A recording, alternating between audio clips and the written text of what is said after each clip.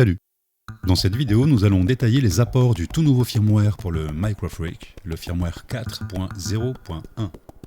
Alors la grosse nouveauté de cette version 4, c'est l'ajout d'un nouveau type d'oscillateur, le Wave User Engine.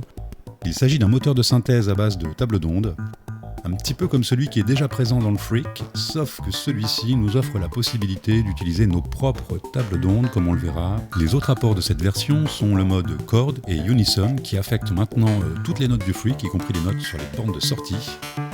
Voilà, on va pas détailler ça dans la vidéo. On pourra paramétrer la réaction des encodeurs de l'oscillateur, comme on le voit à l'écran. Donc il y a deux choix qui sont possibles, lent ou rapide. Ça c'est pareil, c'est pas quelque chose qu'on va détailler, il n'y a pas vraiment besoin de le détailler. Enfin, une nouvelle banque de presets est offerte avec cette mise à jour, comme nous le verrons tout à l'heure dans le MIDI Control Center. Mais c'est surtout sur le nouveau moteur que nous allons aujourd'hui nous concentrer. D'abord, comme d'habitude, je vous propose en fond la mise à jour du Freak. Le son en ambiance a été fait avec le nouvel oscillateur, d'ailleurs.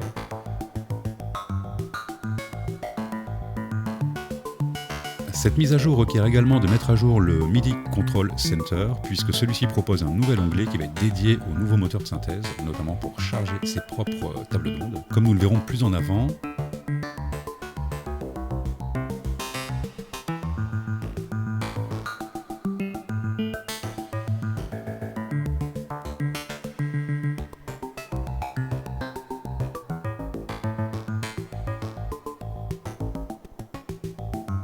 Alors, comme vous le voyez, le processus s'est déroulé sans aucun souci, il est plutôt rapide, on n'aura pas besoin de redémarrer l'ordi.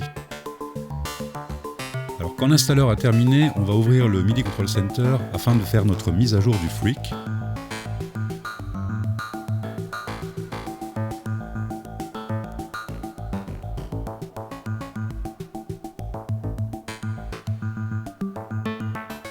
On connecte le MicroFreak à l'ordi à l'aide d'un câble USB.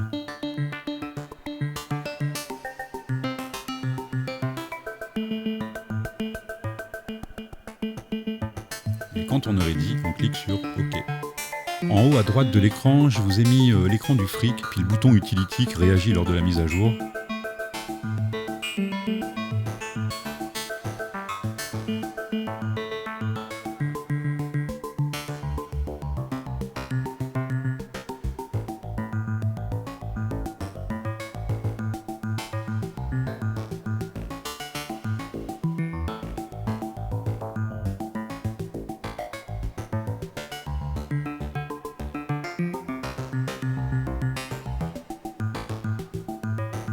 Quand le processus est terminé, le MIDI Control Center nous indique que l'opération s'est déroulée sans rencontrer de problème, si c'est le cas, comme ici.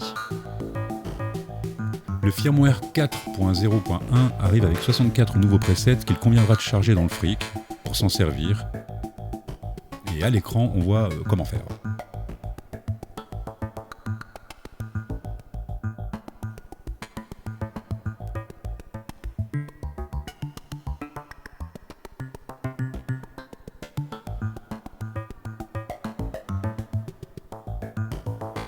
Dans cette seconde partie, on voit comment alimenter notre MicroFreak avec les tables d'ondes tiers. Tout d'abord, nous allons ouvrir l'onglet Wavetables. C'est à partir de cet onglet que nous allons pouvoir opérer.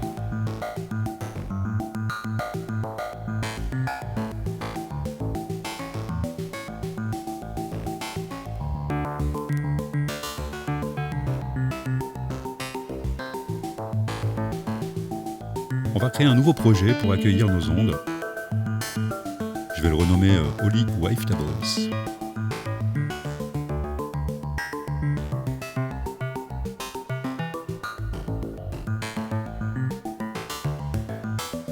Ensuite, c'est super simple, il suffit de glisser-déposer nos fichiers soit à l'unité, soit en lot, comme on le voit à l'écran.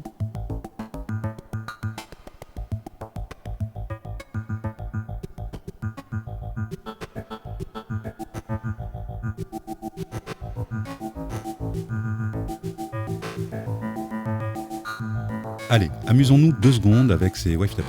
On peut quitter le MIDI Control Center et aller chercher le nouveau moteur, donc Wave User sur le Freak. Alors Wave, ça va être pour sélectionner la forme d'onde. On va les écouter un petit peu en mode brut.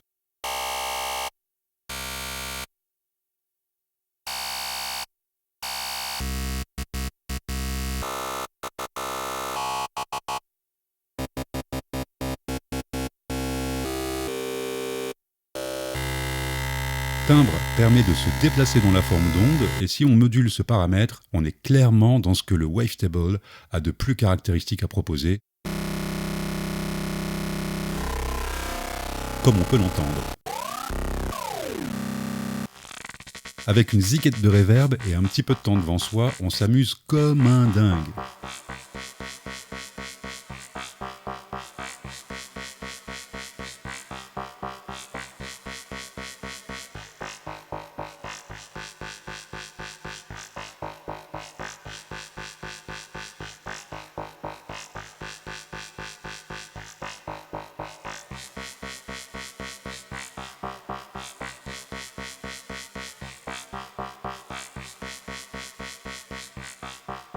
Dans cette troisième partie, nous allons détailler le fonctionnement du nouveau moteur. Alors revenons sur les formes d'ondes qui sont livrées avec le nouveau firmware. On va donc écouter les 16 tables que j'ai chargées dans le Microfreak. C'est un petit peu chiant, mais pour celles et ceux qui veulent vraiment entendre les ondes livrées, il n'y a pas mieux. Donc les grincheux, baille patiente, où ils avancent dans la vidéo.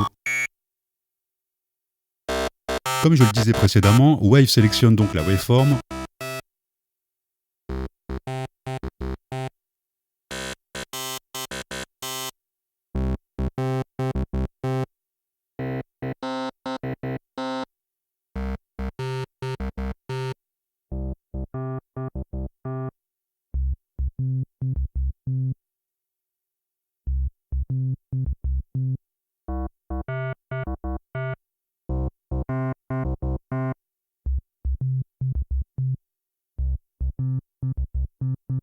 Timbre, quant à lui, permet de balayer la forme d'onde, ce qui est l'essence même de ce type de synthèse, comme je le disais tout à l'heure. C'est en modulant ce paramètre que l'aventure commence.